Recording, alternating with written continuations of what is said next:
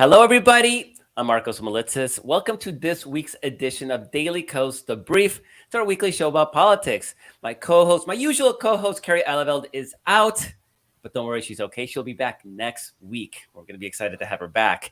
So, to help me out today, we got Mark Sumner, who is a senior writer at Daily Kos. He's a jack of all trades, master of all. I'm not kidding. He knows everything.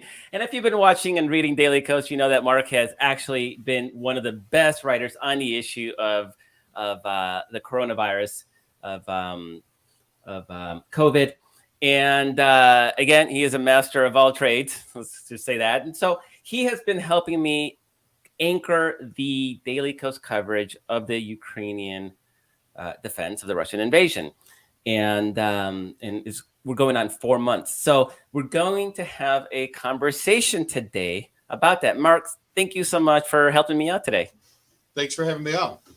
So we're going to do things a little differently. Usually we have a guest that is an expert on the topic that we're talking about, and I get to do the interviewing part, and that's always fun and enjoyable. But today we're going to mix things up. We'll see how it goes. Hopefully it works out. But I'm going to be the guest, and Mark is going to be guiding the conversation and that discussion and keeping us on track and really hopefully focusing on the stuff that I've been writing about, but also on the stuff that Mark has been writing about, because we've been absolutely tearing it up.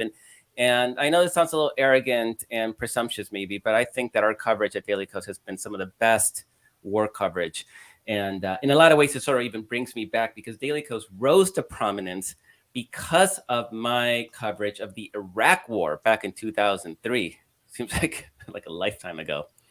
And so this is a particular area of expertise of mine. And I'd rather not be writing about it, to be honest. But here we are. And I'm glad that we're able to inform people in a way that I think is severely lacking in our English language traditional media. So with that introduction out of the way and sort of that setup, I'm going to let Mark now take over. And you are now in charge of this podcast. All right, we'll see how this goes. But you said 4 months, but it's been about 4 weeks now that we've been, it feels like 4 months. It just feels like 4 months. But it's been about 4 weeks that we've been doing literally continuous coverage of events in Ukraine.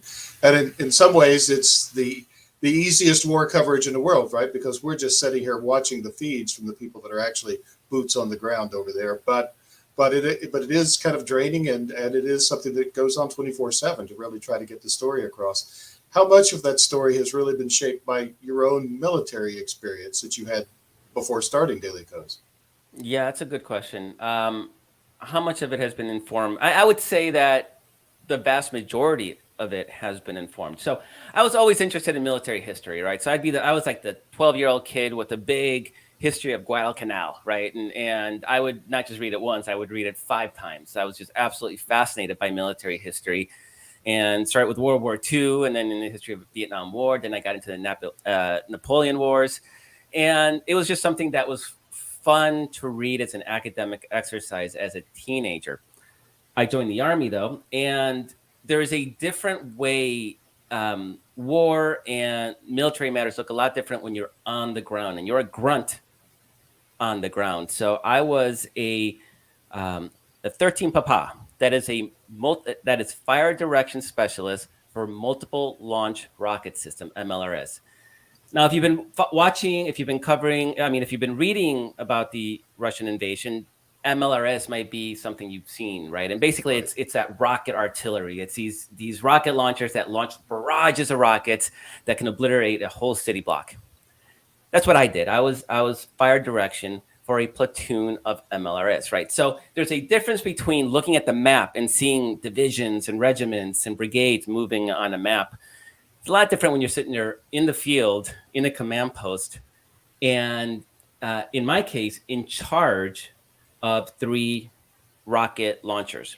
And that meant not just telling them where to fire direction, which was the title of my job title, but that was about 1% of my job. 99% of my job was making sure that those 3 rocket launchers in my vehicle, in 2 Humvees that were part of my platoon, that they had ammunition, that they had food, that they had mechanical parts, that they had medical supplies, that they had filters for their chemical warfare gear. I mean, it was basically the bulk of my job was supply.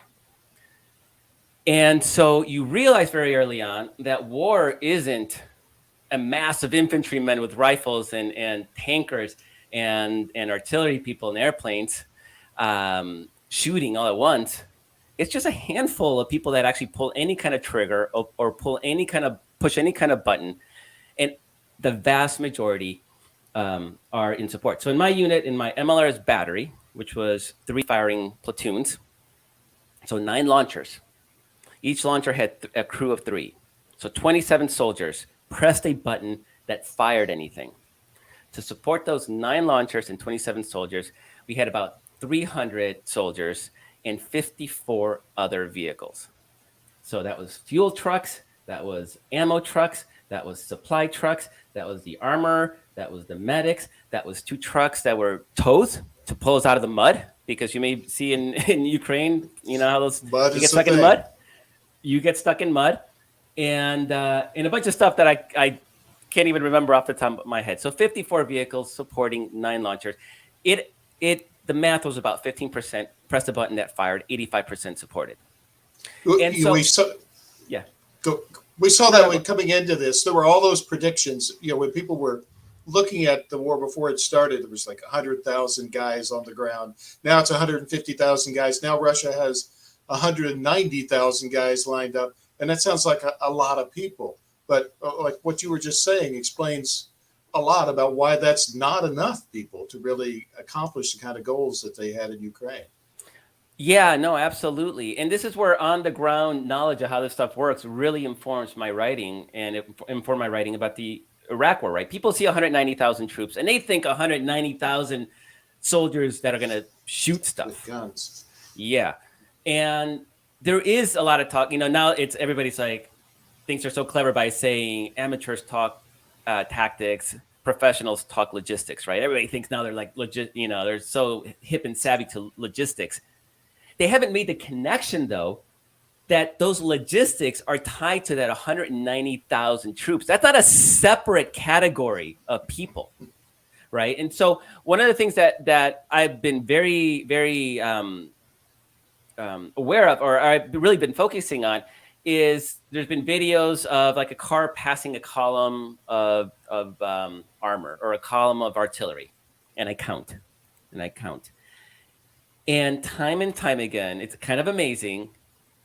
15% of the vehicles are actual combat vehicles. And then you have a long train of command and control and supply and fuel trucks and Jeeps and all this stuff that supports those firing vehicles. And so my experience actually is confirmed by what we're seeing on the ground in Ukraine. Russia doesn't have a magical formula where they're immune to the needs of logistics, and we even see that in their mechanized infantry and armor groups, right? It's 600 to 800 men in one of it's BTG, battalion tactical groups.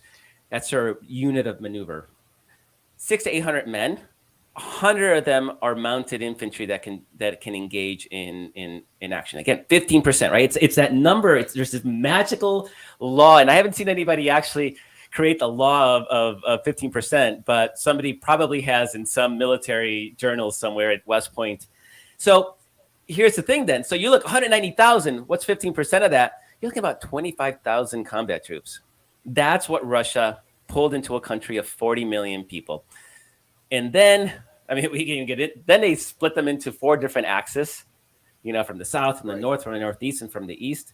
And then even those are split into over a dozen lines of attack, right? So you're talking about literally a couple hundred people. So I was doing the math yesterday. There's the southern prong came out of Kherson, out of Crimea. They took Kherson. It's the only city of any note that Russia has taken from Ukraine thus far.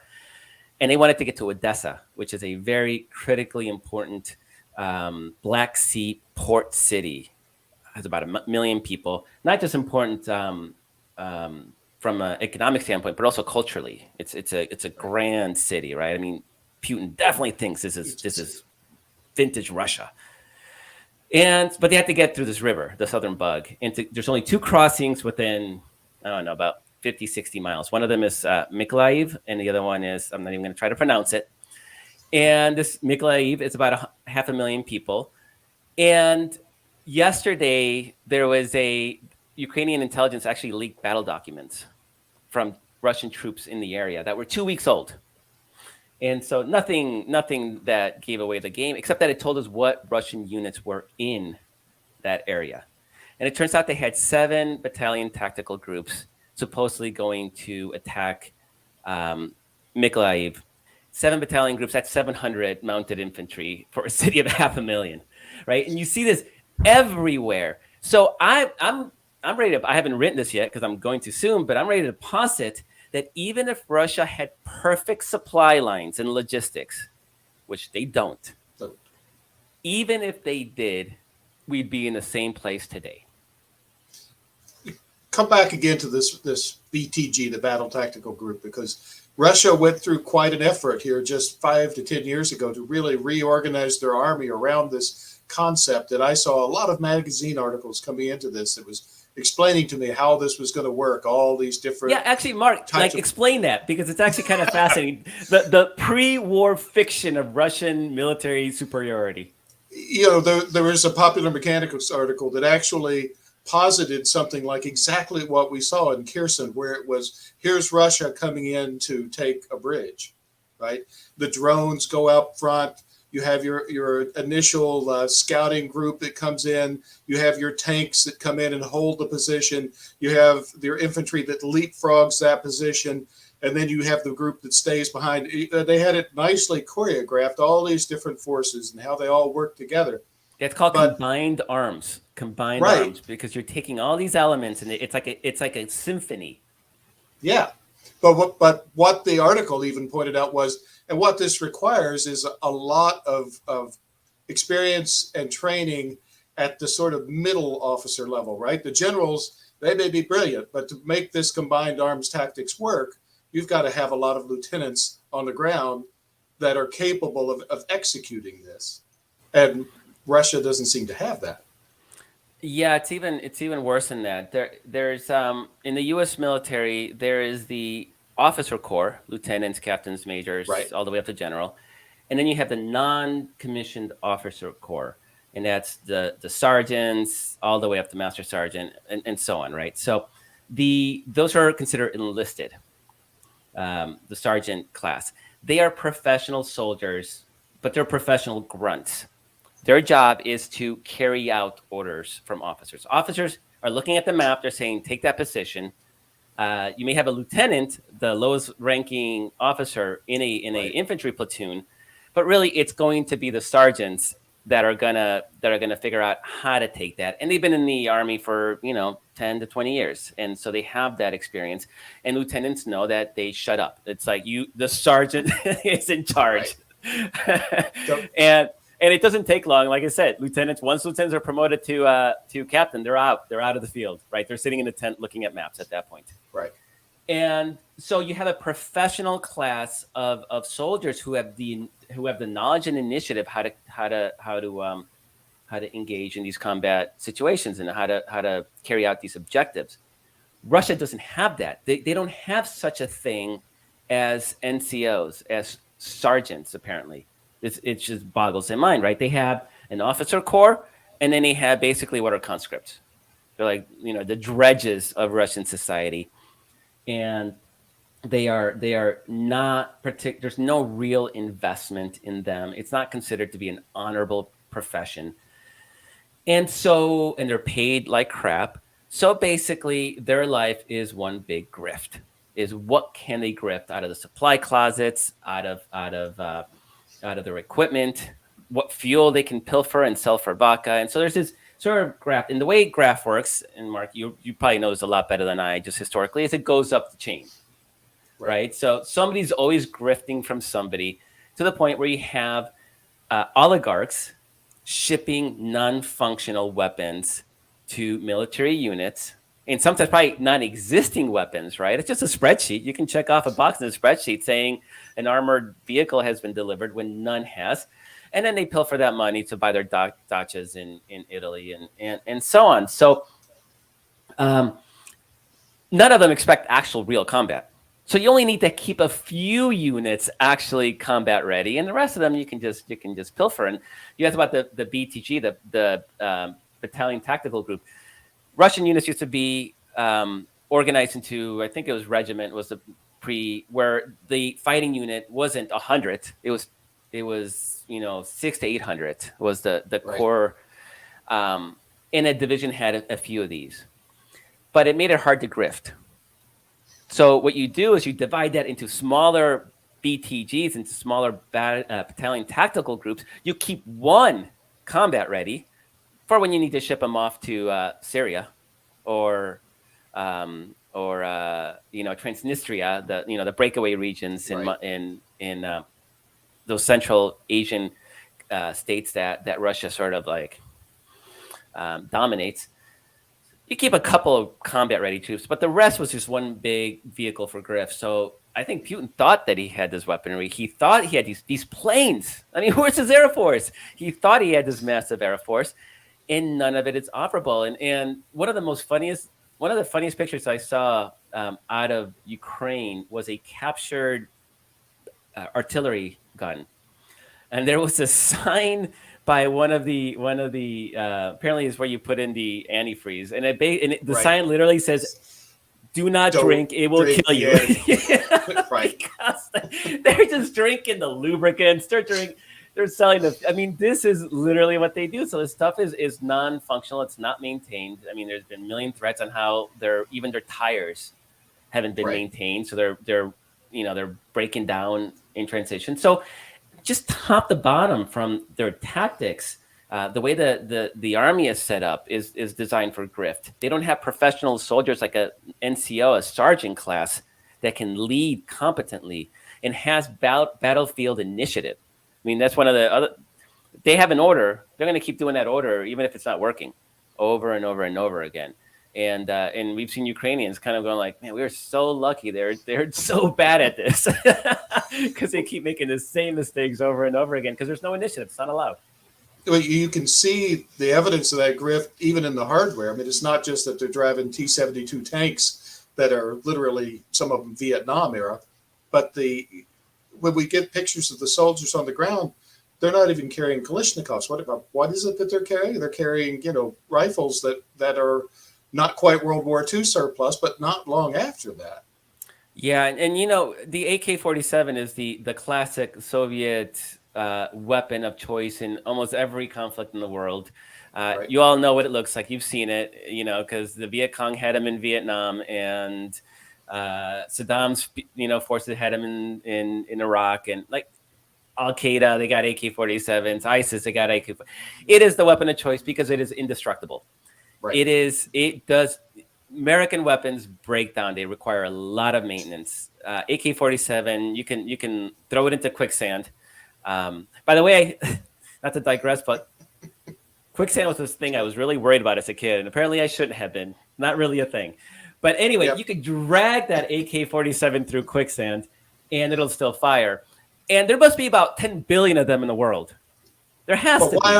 why aren't they in the hands of the Russian soldiers in Ukraine? These Russian soldiers have World War II, and it's a lot of their proxy forces, have World War II vintage helmets and single shot rifles. It is kind of amazing how poorly equipped they are, especially after Russia bragged about their tens of billions of dollars of modernization money, and we literally haven't seen it. And I do wonder if how much Putin now realizes. How much of a bubble is he in where they're trying to keep this from him, or is he on Twitter like we are, looking for the latest information and just losing his mind over what's happening on the ground? But even from the top, attacking from 4 different locations was incredibly stupid, especially again 190,000 troops in a country of 40 million.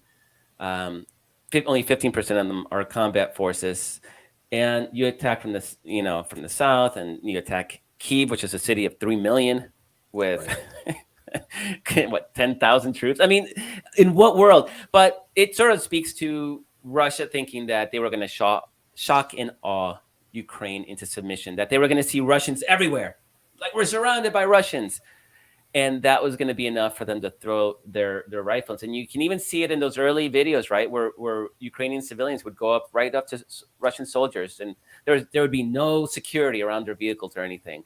And he would like yell at them and tell them to put sunflowers in their pockets because they were going to end up dead in Ukraine.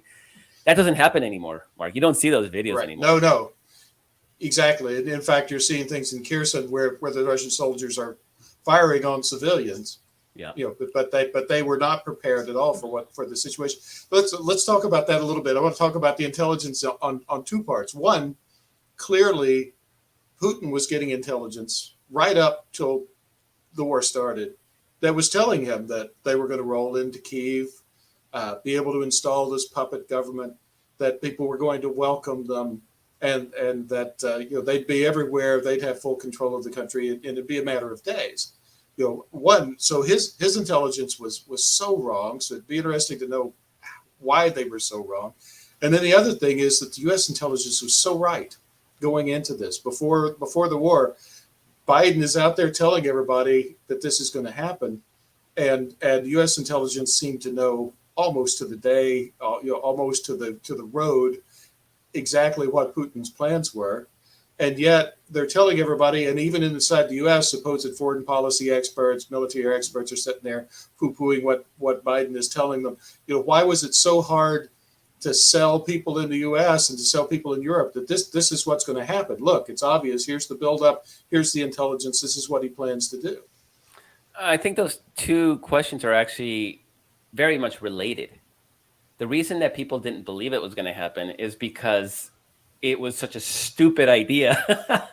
And the consequences, I mean, we may not have guessed that the Russian military was going to be this incompetent, but the realistic case scenarios still had a Ukrainian government maintaining control of Western Ukraine, while a fierce resistance movement was waged in the eastern side that would tie up Russia indefinitely, while international sanctions would tank its economy at home. That was kind of like the best case scenario. I mean, I guess the best case scenario was, the Taliban scenario, right? The government collapses overnight, and I guess that was possible. But people sort of understood this is not Afghanistan.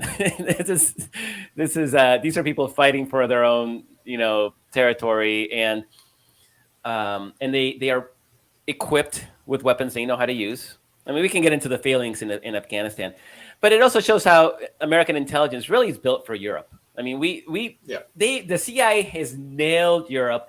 It had trouble in Afghanistan. It had trouble in the Middle East.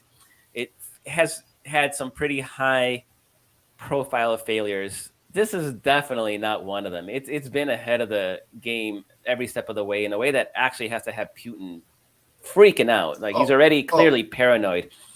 So that second question is, this was incredibly stupid. Of course he's not going to do it. And you're even hearing Russians saying, like, oh, we never thought this was going to happen.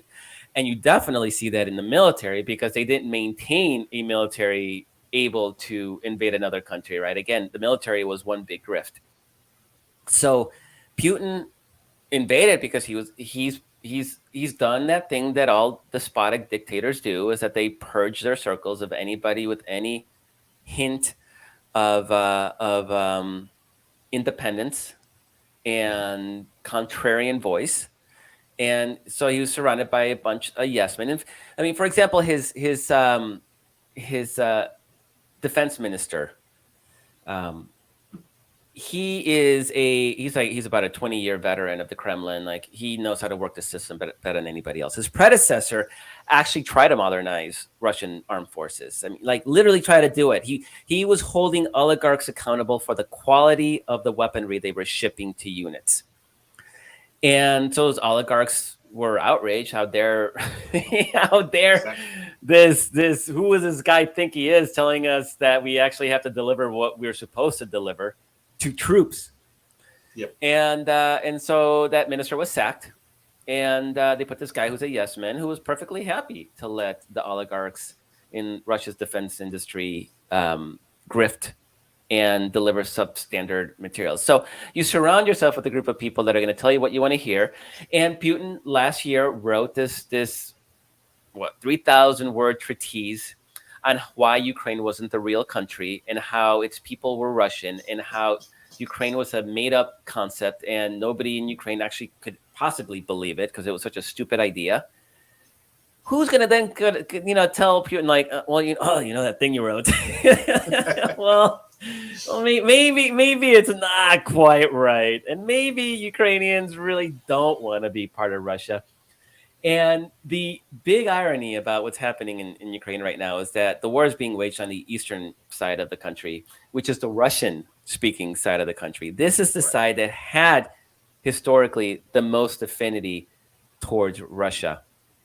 And they've that's over. And public surveys that had a very divided Ukrainian public on whether to look eastward or look towards the west, like that's gone. It's like 98% now want to look towards the west. Russia's hated, and Mariupol, the city that's encircled and besieged, and they're massacring civilians by the thousands with indiscriminate bombings. It's a Russian-speaking city, right on the Russian border. I mean, these are not the parts of Ukraine that were supposed to hold out for linguistic, cultural reasons. These were supposed to be their allies. And it is notable that at this time, 1 month into the war, not a single border city has fallen to Russia. So Sumy and Kharkiv and northeast, what's northeast of Kiev, Chernihiv, Yep. And even Mariupol, they have not fallen. It would be like the U.S. unable to conquer and occupy Ciudad Juarez down on the Mexican border. I mean, it just boggles the mind that would be possible. I'm not talking about a guerrilla war afterwards. I mean, obviously, that would be. I mean, U.S. has plenty of experience in taking cities and then having to defend them against insurgencies, but they can't even walk in. Take it. They can't even take these cities. You look at a situation like Sumy or Kharkiv in Russia, literally has artillery based in Russia. And they've got the Grad system, their version of the kind of system that you were commanding, that is sitting there in Russia, firing on Kharkiv, and they yet still can't manage to reduce the city to the point where they can actually get their forces into the city. And this is why I say, and I don't think I'm being very controversial. This is why I say that even if Russia had perfect logistics, because in those cities, in those sieges, they have perfect logistics. They don't even need they don't need them. They're in Russia. They don't need them, and they haven't even surrounded those cities. Yep. They haven't even managed to cut them off from Ukrainian supply lines. And Kharkiv's an example too, where they've done so many things that just seem outrageously foolish. Let's drop 200 guys on the Kharkiv airport, give them no support, and then just watch as Ukrainian forces set back and mop them up.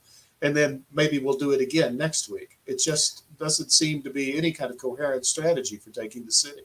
Yeah, and that was a sign of the first week, right? Because actually the first major assault that we saw on video was an airborne landing in Hostomel, northwest of Kiev. And again, people like me were like, is the column from the north already there? I mean, how are they going to supply these people? This is not a thing that it's ever done. It's cruel. And getting back to what you said before, you had soldiers that were so uninformed about their situation, they were inviting newsmen into the airport there at Hostomel to film them, and 2 hours later, all those guys are dead. Yeah. But then they tried it again, and then they tried it again, and then they tried it in Kharkiv, and this is where there's no, like, once the orders are out, you just keep repeating them. And it's fascinating seeing the evolution of the Ukrainian resistance, because on the first 2 weeks, we basically saw small unit guerrilla hit and run tactics against armor or armored infantry vehicle, right? So you'd see one burning tank. And we'd be like, yeah, they got one tank. Right. They were avoiding major confrontation, and they would repulse any attacks into the cities, right? Because Russia tried, but they were very small, again, because they only had literally a couple hundred, thinking that they were just going to waltz in and they would be greeted as liberators. So the Russian resistance at first was, and as the anti-tank missiles were flowing in, the javelins and laws from the Brits, and that made for great videos and great motivation. And there was a lot of memes on social media of Saint Javelin, Right. like a Virgin Mary looking, saintly creature cradling That big. a big anti-tank rocket system. Right. And but then a week ago, no, 2 weeks, so week 3, you're starting to see artillery. So Ukrainian artillery. So they're using drones to spot Russian units, and instead of picking off 1 or 2 tanks here and there, they're able to take out entire command posts and weapons depots. And this is now a next level of warfare. And we don't even know where this artillery came from. I mean, my operating theory is that they had kept a lot of their military might in the West in reserve to protect against the West Ukraine falling, assuming that the East would fall and it would become a guerrilla war, right? So they were going to keep their heavy stuff out west. And so my theory is that they're starting to move that forward to the front because now they're feeling secure, and they are secure. Then this last weekend, so we're talking last few days ago, now we're seeing videos of roadside ambushes, including explosive devices. So we're seeing mines, and we're seeing a tactic where they daisy chain like a whole row of mines. So you let a convoy get through to a certain degree, you set them off, and boom, 4 or 5 trucks go up in flames immediately. And you spray machine gun fire to anybody running around, and then you hightail it out of there. So these are all increasingly sophisticated ways to resist. And then the last couple of days, now we're seeing Ukraine go on the offensive down in the south by Kherson, and then up in northwestern Kyiv, which as we speak right now, there is some fierce fighting, and it looks like Russian troops may be cut off. A major chunk of the Russian invading force in that region may be cut off. So it's interesting because you have one side that's learning, and then you have the other side that is stuck. Now, they're not doing any more stupid airborne drops, so I guess they learned that. Well, Russia did change their tactics. I guess about a week into the war, not even that long into the war, Russia saw that they weren't going to get the quick victory that they expected, and they switched to the tactics that they've used in Chechnya and in Georgia and Syria, which was bring in the artillery and start reducing the towns, and rack up those civilian casualties until people cry uncle. But the one thing that's made it possible for Ukraine to fight back against that and to do all the things you were just talking about, right? To be able to move around in daylight in more than just a handful of men, to be able to do some at least medium-sized unit tactics, and to be able to unleash their own artillery and to be able to go on the offensive. And the thing that's made all of that possible is that Russia doesn't have air superiority. And how is that possible? How can we be this far into a conflict like this and Russia hasn't established air superiority over a country that has a few dozen planes in their air force? Yeah, it was a few dozen planes versus Russia claimed they have about 1,500. And this isn't like troops which are, moving troops into a country is logistically difficult. Planes, they have airfields all around that eastern, the western edge of Russia, of course. And of course, they took over Belarus, so they have those airfields. And so there's no real reason that should not have been a big priority. But even from day one, we knew something was up, because in the United States, in their invasion of Iraq, in the first 24 hours, there was 1,800 cruise missiles and air sorties over Iraq. And it was almost all command and control. There was an effort to decapitate Saddam Hussein, so they bombed his palace. But beyond that, it was all that air defense, right? They pulverized missile defenses, airfields, hangars. They didn't want anything challenging them from the air, and they were very effective in doing it. So 1,800. The first day of the first 24 hours of the Russian invasion, I think the number was like 250. So already you're like, wait a second, They think they're at our level, right? Near peer, right? They're In fact, one of the arguments Putin had at the beginning was that the world wasn't taking them seriously as a superpower. because Yeah, exactly. the U.S. was reorienting towards China, and he felt slighted, and he wanted to show that he was still a superpower in all caps and bold and underline. And but right from the beginning, it was like, yeah, those strikes are devastating, and I don't want to minimize the impact on the infrastructure and the people who are being murdered and their homes are being destroyed and their towns are Right. being decimated. I don't militarily those attacks aren't worth shit, and there weren't that many of them, and they didn't even take out Ukraine's small air defense system. They bombed some runways, which Right. runways are the easiest thing to, you throw some dirt, Yeah. runway's fixed. Patch a pothole, you can fix a It's runway. just it's a Yeah. hole. It's a hole. Yeah. And the fact that you still have a Ukrainian air force is unbelievable. The fact that you still have Ukrainian drones Yep. is unbelievable. And the fact that you have a major offensive in that northwestern corner of Kyiv, just 70 kilometers from the Belarus border, where there's a Right. bunch of airfields, Yeah. and there's no Russian air effort to provide air cover for those defenses. It does not compute. So the Pentagon said that in their assessment, they think that 40% of Russia's air power is knocked out, and that means shot down, damaged, or mechanically inoperable. And you can see that kind of in the numbers that are coming out of Ukraine. They're actually running fewer and fewer sorties each day. Yeah, So yeah, they're launching more missiles, but as you said, those missiles are targeted more at civilian targets. They're not hitting hospitals and schools and water plants by accident. That's the target. They're using their precision munitions on civilian targets yeah. They're rather than terrorists. military. I mean, Yeah. that's the classic definition of terrorism. Right. Yeah. And you're right. They're not using planes to hit civilian targets. They're actually, what little I've seen of planes that they've used actually have been trying to support, particularly out in that eastern Donbas front. And that it's tough terrain to defend because it's wide open farmland, and so that's where we see more of them. But pretty much everywhere the war is right now, it's pretty easy. I mean, air power should have a field day. It's flat. There's no hills. The geographic features that are hindering Russians are rivers. It's not like they're hiding in crevices, in overlooking some mountain range or something. Right. This should be easy territory to invade. And in fact, back in my day when I was in the Army, back in 1989, we were defending a part of Europe that's what it was, right? It was the Fulda Gap, which is considered like that was the place where Russians were going to invade because it was flat and easy, and there was no real geographic hindrance. And in my job, I was in support of a cavalry unit, and the cavalry units patrolled the border, and then it was a Czechoslovakian border. And my unit's job was to survive 24 hours. That was our job. We were the speed bump to allow mechanized armor to assemble to the rear of us.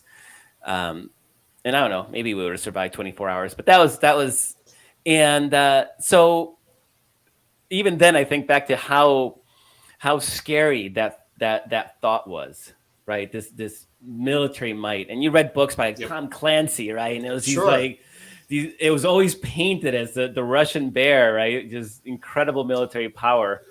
Well, and the assumption was they were going to come just rolling through with this massive armor, and it's not just tanks like the ones. It's these same tanks. It's the same T-72s and T-80s Yes. that we were expecting were going to roll into Western Europe. Yeah, and but I think part of that assumption was that they could do combined arms, and it is kind of amazing how they can't. So you see. So, for example, there was a drone caught a footage of an entire Ukrainian ambush of a column up in northeastern Kyiv around Brouwery. I don't know how to pronounce it. So this column's coming down this road, and you have a small ambush of anti-tank missiles, and they take out a couple tanks, and then the infantry scatters in the wrong direction. If you're the Americans, what you do is, or probably any competent army in the world, is you face the ambush, right? The tanks all point at the ambush. You lay down fire. You force the ambushers to get their heads down, and then you send troops on the flanks around them to surround them and to eliminate the ambush. Russians ran away, so then the ambushers could just shoot them in the back, which they did. But what was amazing about it, one is they had zero training on how to handle an ambush. This is basic, like, advanced infantry training stuff, right? This is not advanced training in the U.S. military. They had none of that. But two is that the tanks were just rumbling down unprotected. So Right. historically, a tank is a very vulnerable vehicle. Basically, it's a big ass gun on wheels to pound on defensive positions. But to get there, it's a very exposed vehicle, right? The driver has a slit, this tiny slit to look out, can't look all the way around. So it depends on infantry, if you do it right, to walk alongside of it, right, to cover its flanks. A proper military approach in this ambush case would have had infantry hit that ambush before the armor even got there. And then the armor would have rushed up and started pounding it as well, right? So there would have been a contact, and maybe the ambushers would have killed one or two infantrymen, before getting annihilated. Instead of killing, I counted in that video at least 8 on the street dead, and probably more in the vehicles that got destroyed. So that's combined arms, infantry and armor. Right. Russia can't do it. You either see infantry walking by itself, unprotected by armor, or you see armor driving by itself, unprotected by infantry, or you see, and you never see a situation where artillery actually is working in concert with armor and infantry in an assault, right? Artillery is just indiscriminate.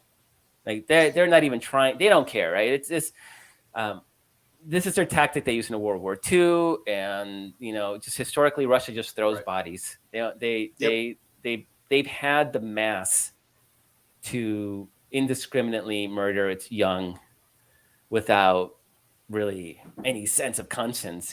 Life is cheap historically to Russian leaders. And so that inability, and it sort of brings up this historical case 2 years ago in Syria, where Syria is a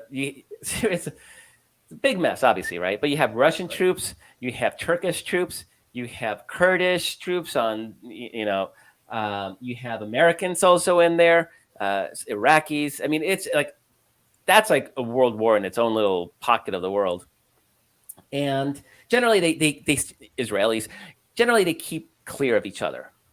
Like they have different zones, right? The U.S. is there because of ISIS, and Turkey's there because of the Kurds. And they all talk to each other to make sure they don't step on each other's toes. But for some reason, a group of Russian mercenaries, the Wagner group, decided to attack an outpost that was held by 30 U.S. Special Forces, 30 against 500. And it was just a mass rush of, bodies. And when the dust cleared, 200 to 300 of the Russians were dead, and not a single American was injured. And that's the part that, like, nobody even got a Purple Heart out of this.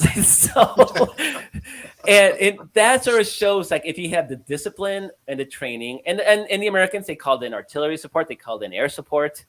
The Russians had none of that. It was a turkey shoot in the end. And that's the difference between a army that is well organized and well trained and knows how to combine the different elements of an army, plus the Air Force, and an army that just throws bodies at their problem. I think that's one of the things that couple of things. One, we see a lot of losses that Russia is having when we look on Twitter, when we look on YouTube.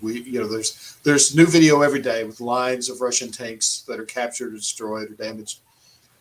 How much of that, are there losses as big as they seem, because they seem tremendous, and then the other thing is everybody seems to be assuming well, when are the real Russians going to show up?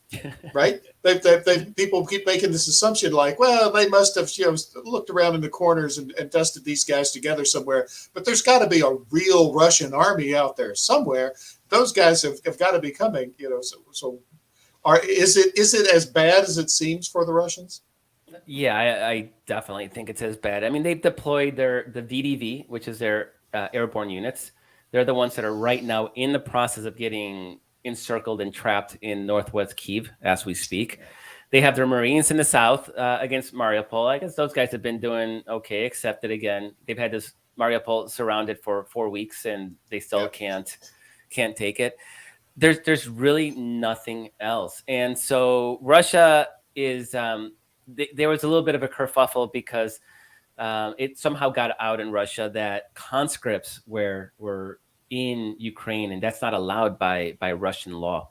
So Putin made a big show of heads are gonna roll, but nothing happened. What they're doing is they're basically putting a gun to these conscripts' heads and saying, "Sign a contract. Now you're a professional soldier." And we have now seen confirmed that those old political commissars of old are back in Ukraine, the ones that will shoot you if you turn and run from the front line. Take a step back, right? They will shoot you. And so these poor soldiers don't have a say in the matter, and they can't go back. And my hope is, for example, these troops that are getting surrounded in northwest Kyiv, is that they'll surrender for a bounty. Ukraine's offering a bounty if you surrender, and even more money if you turn in equipment. And we just got the first, confirmed guy who turned in a tank, got $10,000 for it at the end of the war. And get to have Ukrainian citizenship. But remember that these kids, they also have family back home. Exactly. And the Russian, FSB, the new KGB, they're not going to be kind. They're gonna send messages.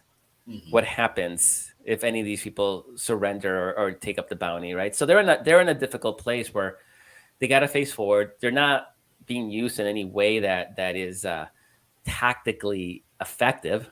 They're just being thrown into a wood chipper. If they turn around and run, they're going to get shot by their own Russians, by the political commissars. And so it's a really shitty place. And there's a guy. His name's Rob Lee on Twitter, who's actually tracking obituaries from Russia and pictures of funerals of these soldiers, and it's mostly VDV. So you wonder where how they deployed their best. Yes, because we're actually literally seeing their obituaries in Russia, and it just fills me with sadness. Like I don't get any joy out of seeing those obituaries. What a freaking waste. And maybe they're total a-holes and the world's better off without them. I don't know. But I'd like to think that they're not. And that... And the tactic that they're engaged in right now, where Russia is really causing so many civilian casualties, you can't want anything more than for this thing to just stop. So at this point, I think there's no question that Russia can't win the war in the greater sense, in the sense that Putin scores some victory that brings him something worth more than what he's going to lose from all of, not just military losses and the personnel losses, but the sanctions and the economic damage that's being done to Russia. That's going to last for decades. But at this point, can Russia actually even win the war on the ground? No, I think we're pretty sure that that's done. There's a new class of conscripts that are due, because I guess every 6 months there's a new class of conscripts that turn 18 that have to register and serve for 1 year. And there's a new one coming up here in April, but I think it's 80,000. And what are they going to do? Throw 80,000 fresh bodies with no training? It just, there's no way that you look at that and think that's going to be effective. You have Belarus threatening to invade Western Ukraine. And today I saw a number. It was 20 to 30,000.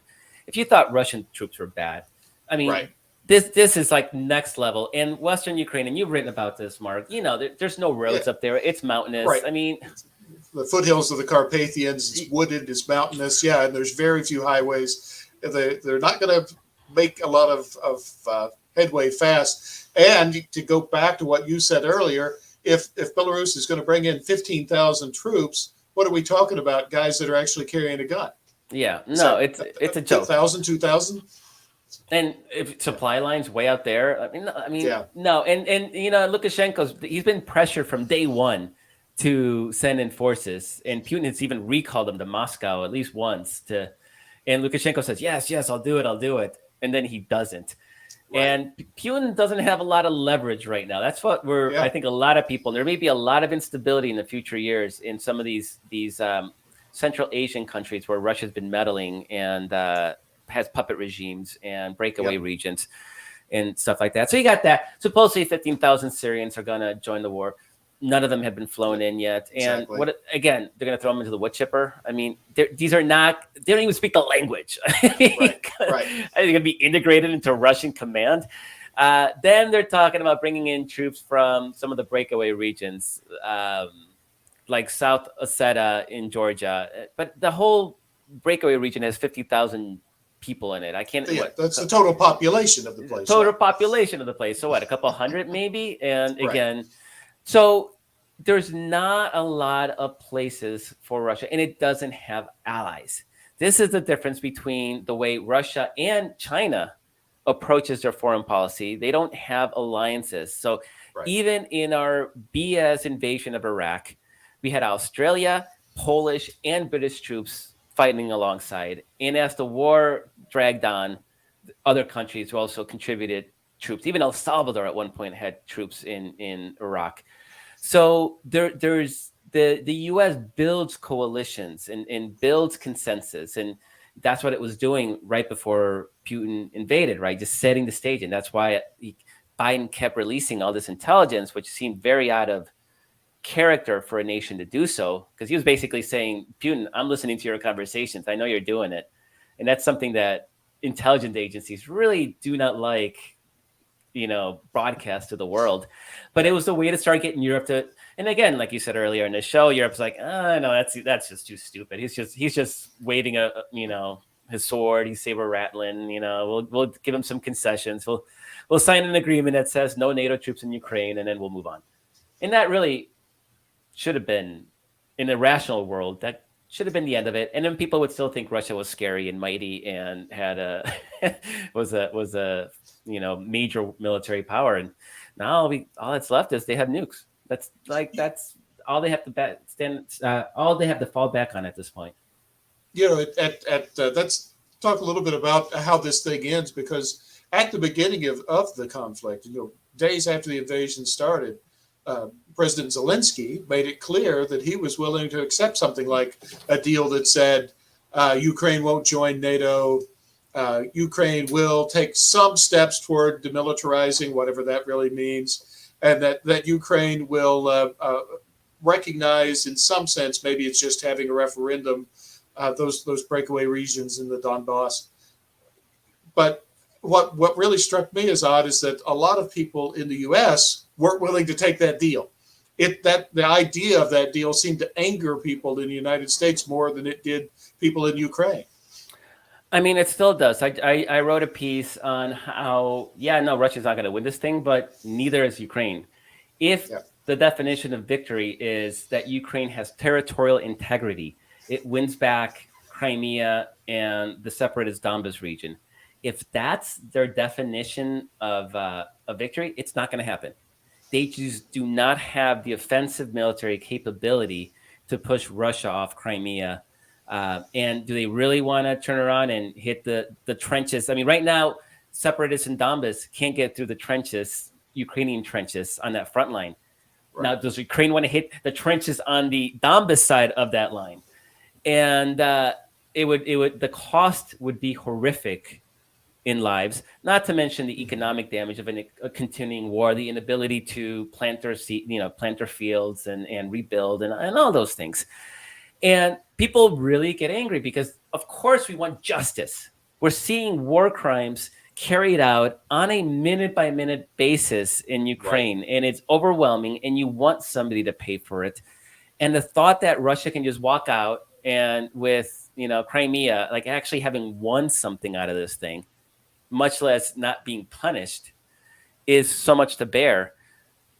I just want to remind people that it's really easy to be outraged when you're not the one that has bombs falling over your head, right? Exactly. Over here, yeah, keep fight on, Ukraine. Well, okay, it's easy to tell other people to die and to lose their family members and their fathers and mothers and children and babies to the ravages of war.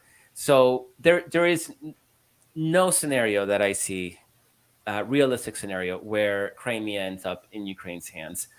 And the only realistic scenario I see where Donbas ends up in Ukrainian hands is that they're given their autonomy, and 20 years on the road, they pull in East Germany and say, like, yeah, I want to be with Ukraine is looking a lot better now that it's westernized, as opposed to this basket case that is Russia over here. And so, yeah, let's reunify. That to me is like, go ahead. No, that was, go ahead. People tend to forget that before all of this started, at Ukraine's beginnings after the end of the Soviet Union, there was a referendum that was held, oblast by oblast. Each one of these places, including Crimea, voted to be part of Ukraine, voted to look west instead of east. So Crimea was the smallest margin of victory for let's be part of Ukraine, not part of Russia. But in the Donbass, they passed in both Donetsk and Luhansk. It passed by a pretty good margin. So yeah, let's have a referendum. Let's just repeat that vote, and then Russia can leave. Yeah, it's not going to be enough for Putin, though. And this is the difficult part. Like, what does it take for Putin to walk out? I mean, there was literally a proposal. I'm not even making this up. There's a proposal where denazification meant changing the name of some street signs. Yeah. Because they're named after some partisan Ukrainian who fought against the Soviets with the Nazi side. Okay, we'll change those street signs. That's worth 10,000 of your dead to change a couple of street signs. Okay. Yeah. Okay.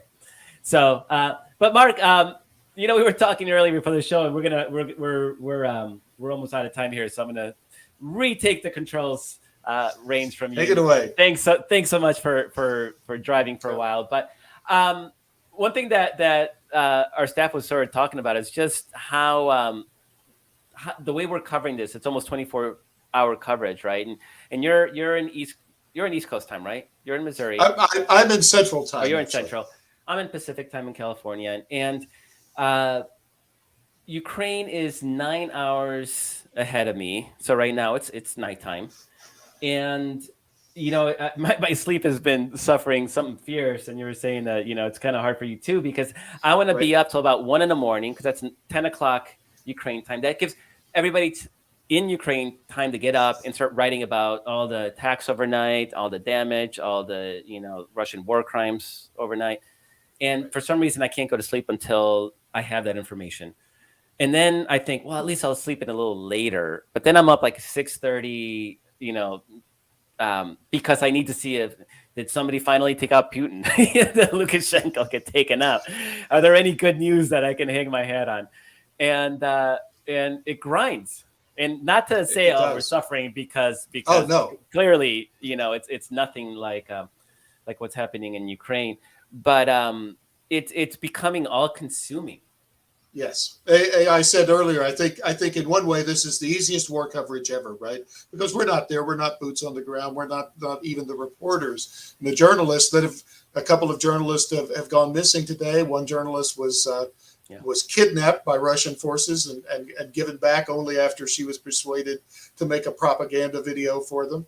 Persuaded, I'm sure, with a gun to her head. Right. But on the other hand, like you said, it just goes on and on and on, because I think that we had some expectations at first that things were going to kind of happen very quickly, and now they've kind of fallen into this rhythm. So you watch at night because I've got those screens up, and whoever started these screens that have like a four-way split.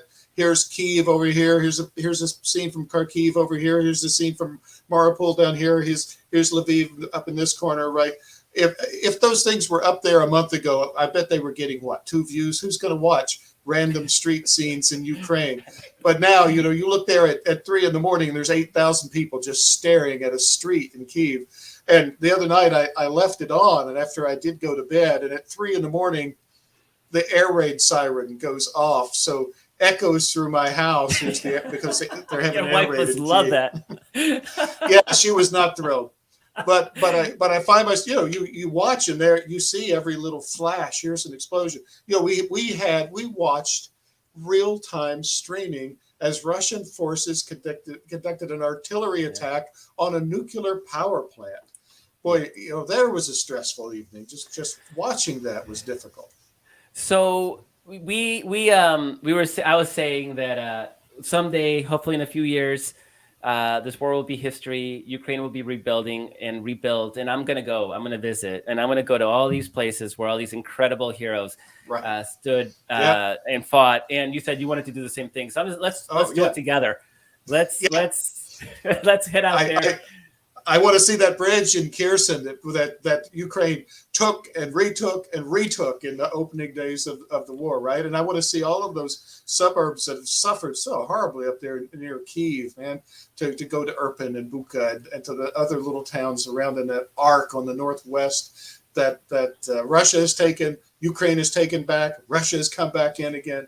Those guys, it's been so hard on them, but it feels like my hometown now in a sense, right? You watch it every day. Yeah. Who knew that I would know these towns existed? I mean, towns of 20,000 that I'm obsessively reading and following on Twitter and so on. And we can maybe even do a whole podcast series on it, going back to reliving, on the ground, what things look like. And places where these incredible battles were won and lost, and so many people have died. So, Mark, really appreciate you joining me today and having this conversation. This was hopefully really illuminating and informative for people. So truly appreciate your help on this, and also in the coverage with Daily Kos, because highly encourage everybody. We'll go right back to it. Yeah, exactly. We're going to log off here and back to Twitter because something happened in the last hour, and I need to know what exactly it was. Even though everybody's sleeping in Ukraine right now, the war doesn't sleep. I'd like to thank everybody that's helps and supports this podcast behind the scenes. Walter, who is our producer, and Dorothy and Kara, who helped do promotion and write-ups of the show and transcripts. And I'd really, really, really appreciate and love all of you who watch the show and who tune in weekly. Thank you so much for being part of this. Thank you for being fellow travelers in this battle for our democracy. Yeah, we're talking about Ukrainian democracy, but this November, we have to really focus on American democracy. So much is on the line, including a Republican Party that is big chunks of it are supporting Putin in this thing, including Donald Trump. So thank you all so much for being fellow travelers in that fight. Look forward to engaging in this existential battle for our democracy this November. Thanks for joining me. Thanks for listening. Catch you all next week. Carrie will be back. So excited to have her back on the show. So thanks, everybody. See you next week.